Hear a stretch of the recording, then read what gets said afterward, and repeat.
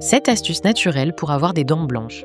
Tu rêves d'avoir les dents blanches, un sourire lumineux, quelque chose de simple, naturel, qui donne confiance et qui reflète ta vitalité intérieure. Mais voilà, avec ce qu'on mange, ce qu'on boit, le stress, la fatigue, les dents ont tendance à se ternir, à jaunir, parfois sans même qu'on s'en rende compte. Et souvent, on pense qu'il faut des traitements coûteux ou agressifs pour retrouver un sourire éclatant, alors qu'en réalité, notre corps sait déjà comment faire. Il suffit juste de le soutenir avec les bons gestes, au bon moment. Dans cette vidéo, je vais te partager 7 astuces naturelles, simples et efficaces, qui peuvent vraiment changer les choses, sans danger pour l'émail, sans produits chimiques, sans effets secondaires.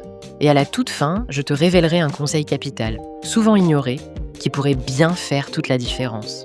Si tu veux commencer dès maintenant à prendre soin de ton corps de l'intérieur, je t'invite à découvrir notre programme Smoothie Detox sur 12 jours. Il a aidé des centaines de personnes à retrouver énergie, clarté mentale et équilibre digestif. Le lien est en description. On commence tout de suite. Acte 1. Pourquoi tes dents se ternissent sans que tu t'en rendes compte? Chapitre 1. Le faux brossage qui ne nettoie pas vraiment. On commence par le plus évident, mais aussi parce que beaucoup de gens négligent sans le savoir. Se brosser les dents, on le fait tous, 2 à 3 fois par jour, parfois plus. Mais la vraie question, c'est est-ce qu'on le fait bien? Parce que se brosser les dents, ce n'est pas juste un réflexe mécanique, c'est un geste de précision, de régularité et de présence. Combien de fois tu t'es déjà retrouvé à te brosser les dents en pensant à autre chose, en rangeant un tiroir, en préparant ta journée ou même en scrollant sur ton téléphone? Et pendant ce temps-là, tu restes peut-être toujours sur le même côté, les mêmes dents, les mêmes mouvements, en oubliant certaines zones. Résultat, certaines dents sont bien nettoyées, d'autres beaucoup moins, et ce déséquilibre crée des zones qui se tachent, qui jaunissent, même si tu as l'impression de bien faire. Et ce n'est pas une question de mauvaise volonté, c'est juste qu'on ne nous l'a jamais vraiment appris. Un autre point important, c'est le choix de la brosse à dents. Les études montrent que les brosses électriques, en particulier celles à oscillation, permettent un nettoyage plus homogène, plus profond, sans forcément frotter plus fort.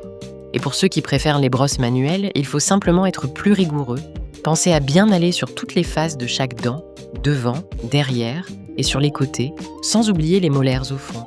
Un bon repère, c'est de te regarder dans le miroir pendant que tu te brosses, pas par obsession esthétique, mais pour être présent à ton geste, comme un soin que tu offres à ton corps. Et bien sûr, toujours utiliser un dentifrice validé, enrichi en fluor, pas pour blanchir, mais pour renforcer l'émail, pour protéger les dents dans le temps. Donc avant même de penser à des solutions miracles, la première étape, c'est de revoir ce geste quotidien qui semble anodin, mais qui change tout. Parce qu'un bon brossage, fait avec attention, c'est déjà le début d'un sourire plus blanc. Chapitre 2, les aliments santé qui abîment ton sourire. C'est souvent là qu'on tombe des nues parce qu'on fait attention à ce qu'on mange. On choisit des aliments bons pour la santé, naturels, pleins de vitamines, et pourtant on se rend compte que nos dents se colorent, deviennent plus ternes, moins éclatantes. Comment c'est possible? En réalité, certains aliments sains ont un pouvoir colorant très fort. Le café, le thé, les fruits rouges, les épices comme le curcuma ou le curry, tout ça, c'est excellent pour l'organisme, anti-inflammatoire, antioxydant, énergisant. Mais pour les dents, c'est une autre histoire. Ces aliments ont des pigments puissants qui s'accrochent à la surface des dents, surtout si l'émail s'est déjà un peu fragilisé. Et puis, il y a ceux qu'on pourrait éviter plus facilement, parce qu'ils ne nous apportent rien de bon. Les sodas, le vin rouge, les sauces industrielles, comme la sauce soja foncée, tous ces produits ultra transformés, très acides, très sucrés, sont des ennemis à la fois pour l'émail et pour la blancheur naturelle des dents. Mais la solution n'est pas forcément de tout supprimer parce qu'on ne va pas arrêter de boire du thé ou de manger des fruits rouges sous prétexte que ça tâche. La clé, c'est de contrebalancer.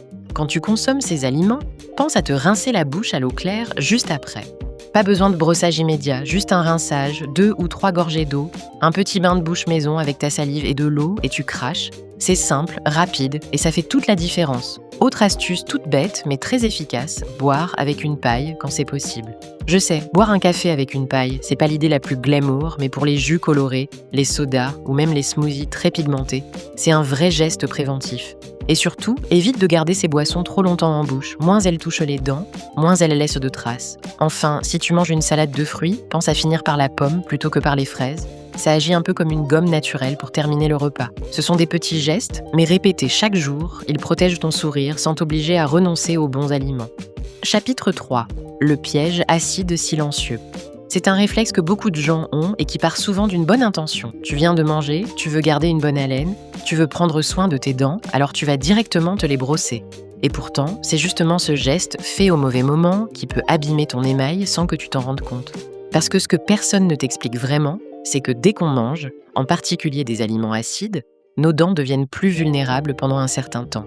Tu bois un jus d'orange, tu manges une salade avec du vinaigre ou du citron, tu prends un fruit un peu acidulé, comme une clémentine ou des fruits rouges, et à ce moment-là, ton émail est temporairement ramolli par l'acidité.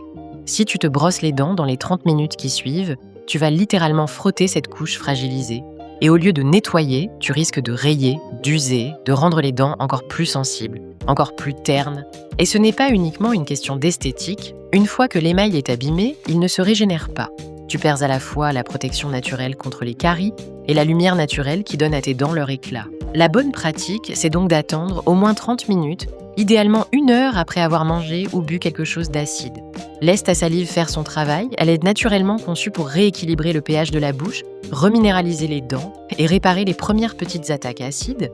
Et si vraiment tu veux faire quelque chose tout de suite après le repas, le meilleur geste, c'est un rinçage à l'eau, tout simplement. Ce petit délai de patience peut paraître anodin, mais c'est l'un des conseils les plus puissants et les plus négligés pour préserver un sourire sain et lumineux. Chapitre 4. Des aliments qui nettoient tout seuls. On a souvent l'image d'une brosse à dents comme seul outil pour garder les dents propres. Mais la nature a prévu aussi des aliments qui, sans qu'on y pense, jouent un rôle de nettoyage doux et quotidien. C'est ce qu'on pourrait appeler des aliments abrasifs naturels. Pas abrasifs au sens agressif, mais dans le sens où ils frottent légèrement, de manière douce, simplement par leur texture et leur croquant. Parmi les plus efficaces, on retrouve la pomme, la carotte et le céleri. Quand tu croques dedans, tu masses tes gencives, tu stimules la salive et tu aides à décoller les petites particules qui restent accrochées aux dents. C'est comme un mini nettoyage naturel, sans frotter, sans produits chimiques. Et en plus, ce sont des aliments pleins de bienfaits, riches en fibres, en antioxydants, en vitamines, bons pour le microbiote et pour ton énergie globale. Tu peux les intégrer en collation, à la fin d'un repas, ou même en dessert, après un aliment un peu colorant. Et il y a une autre surprise, le fromage, en particulier les fromages à pâte dure, peut aussi avoir un léger effet nettoyant. Quand tu le croques, il agit mécaniquement comme un polissage très doux. Mais surtout, il est riche en calcium, ce qui renforce naturellement l'émail des dents. Alors bien sûr, il ne s'agit pas de manger du fromage à tous les repas, mais de l'intégrer intelligemment dans une alimentation équilibrée. Une astuce toute simple que j'aime beaucoup, c'est de terminer une salade de fruits par un morceau de pomme ou par un bâton de carotte. C'est agréable, c'est sain et c'est une manière discrète d'offrir à tes dents une protection naturelle en fin de repas. Ton alimentation peut être ton premier dentifrice sans même que tu aies besoin d'ajouter quoi que ce soit. Chapitre 5, le bicarbonate. Oui, mais pas n'importe comment. C'est sans doute l'astuce naturelle la plus connue pour blanchir les dents. Le bicarbonate de soude, on l'utilise dans la cuisine, pour nettoyer, pour désodoriser, et certains l'appliquent aussi directement sur les dents pour retrouver un sourire plus blanc. Mais attention, ici, la prudence est essentielle. Oui, le bicarbonate peut aider à enlever certaines taches grâce à son action légèrement abrasive, mais justement, c'est là que réside le piège. Utilisé trop souvent ou de manière trop intense, il finit par abîmer l'émail, cette fine couche qui protège la dent et lui donne son éclat naturel. Et une fois que l'émail est usé, il ne revient pas. Les dents deviennent plus sensibles, plus ternes et paradoxalement, même plus jaunes. Car on commence à voir la dentine, la couche intérieure plus foncée. Alors comment bien l'utiliser ? 2 fois par semaine, c'est suffisant, jamais plus. Et toujours de manière douce, sans frotter trop fort, sans insister trop longtemps. Tu peux en mettre un peu sur ta brosse à dents, comme une fine poudre avec un peu d'eau, ou même l'ajouter à ton dentifrice habituel, mais sans chercher à polir, juste à masser légèrement. Et pour ceux qui veulent un petit coup de boost, il est possible d'ajouter 1 ou 2 gouttes d'eau oxygénée à 10 volumes, pas plus, pour renforcer l'effet blanchissant. Mais là encore, ce mélange ne doit jamais devenir une habitude quotidienne. On l'utilise avec parcimonie, comme un soin ponctuel, jamais comme une routine, parce que le but, ce n'est pas juste de blanchir, c'est de garder des dents saines, fortes et lumineuses sur le long terme. Le bicarbonate peut être ton allié, mais à condition de le traiter comme un soin délicat, pas comme une gomme magique. Chapitre 6. Le bon dentifrice et les faux amis du blanchiment. C'est une question qu'on se pose tous au moment d'acheter son dentifrice. Est-ce que je prends un dentifrice classique, un dentifrice bio, un spécial blancheur, un sans fluoride, un avec charbon ? Devant les rayons, on ne sait plus trop quoi choisir. Alors remettons un peu de clarté.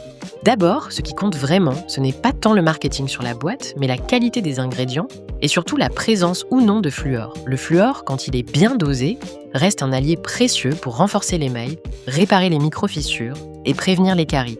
Il ne blanchit pas les dents, mais il aide à préserver leur structure, ce qui permet de garder un sourire sain, fort et naturellement lumineux. Ensuite, il y a les dentifrices dits blanchissants. Certains contiennent de légers agents abrasifs ou des doses minimes de peroxyde, la même molécule utilisée dans les traitements de blanchiment professionnels, mais à des concentrations bien plus faibles. Le problème, c'est que si la dose est trop faible, l'effet est quasiment nul. Et si elle est trop forte ou mal stabilisée, elle peut agresser l'émail, irriter les gencives et rendre les dents sensibles. Autrement dit, on paie souvent plus cher pour un résultat très limité ou potentiellement risqué. Il y a aussi les dentifrices au charbon, très populaires en ce moment à cause de leur couleur noire et de leur promesse de blancheur express.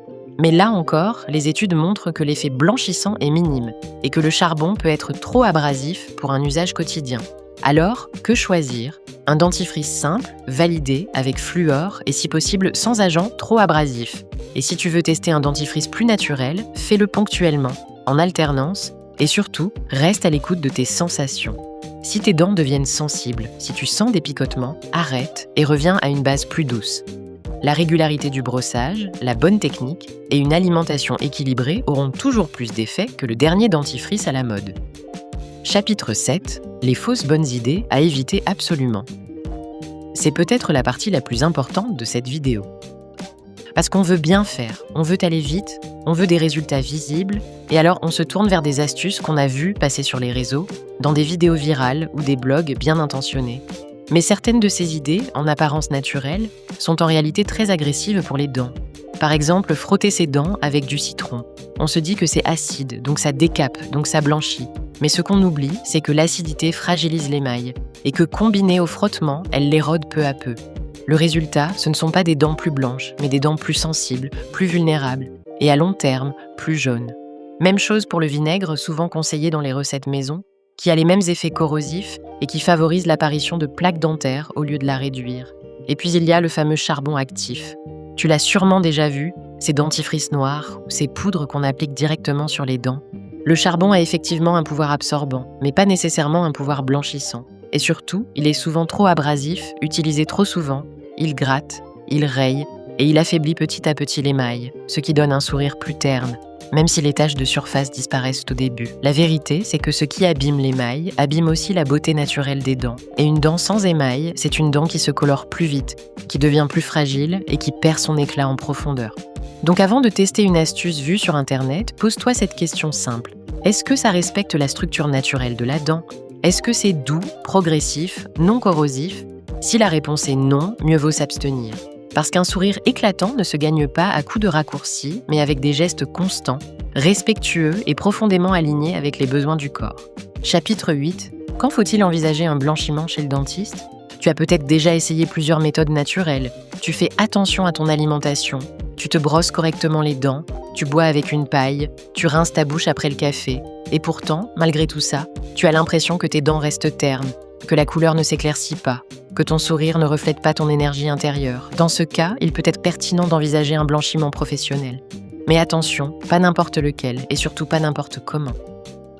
Le blanchiment chez le dentiste se fait sous contrôle, avec des produits adaptés, des dosages maîtrisés et une surveillance sur mesure.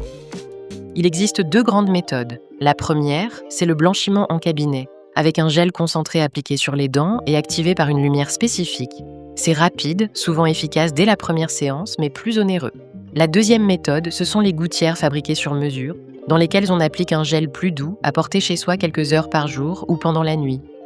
Le résultat est plus progressif, mais aussi plus stable dans le temps. Dans les 2 cas, ce qui fait la différence, c'est l'encadrement, parce que quand tu achètes des kits de blanchiment sur Internet, tu t'exposes à des dosages imprécis, à des gels trop agressifs et à des produits mal conservés, parfois même interdits en usage libre, et là, les risques sont bien réels. Inflammation des gencives, sensibilité accrue, douleur, voire brûlure de la bouche, c'est pourquoi, même si la tentation est grande, mieux vaut éviter les solutions express et non encadrées. Si tu veux franchir le pas, prends rendez-vous avec un dentiste de confiance, fais un point sur ta santé bucco-dentaire, vérifie qu'il n'y a pas de caries ni de problème d'émail et explore ensemble la méthode qui te conviendra le mieux. Parce qu'un sourire éclatant, c'est aussi un sourire qui se sent en sécurité. Conclusion, un sourire éclatant, en douceur et sans danger. Tu viens de découvrir qu'un sourire lumineux ne se construit pas à coups de miracles ou de produits chimiques. Il naît de petits gestes simples, répétés jour après jour, avec attention et douceur. Se brosser les dents de manière consciente, choisir les bons aliments, éviter les pièges acides et surtout, respecter le rythme naturel du corps. Un sourire éclatant, ce n'est pas juste une question d'apparence, c'est un reflet de ton équilibre intérieur, de ta vitalité, de ta façon de prendre soin de toi sans brutalité. Tu n'as pas besoin d'aller contre ton corps pour le faire briller, tu as juste besoin de l'écouter, de le soutenir, de lui offrir ce dont il a vraiment besoin. Et si tu veux enclencher ce changement en douceur, de l'intérieur vers l'extérieur, notre programme détox de 12 jours est là pour t'accompagner. Il a été conçu comme une parenthèse de régénération avec des recettes simples, naturelles, à base de smoothies nourrissants, pour alléger ton organisme, relancer ta vitalité et soutenir ton sourire de l'intérieur.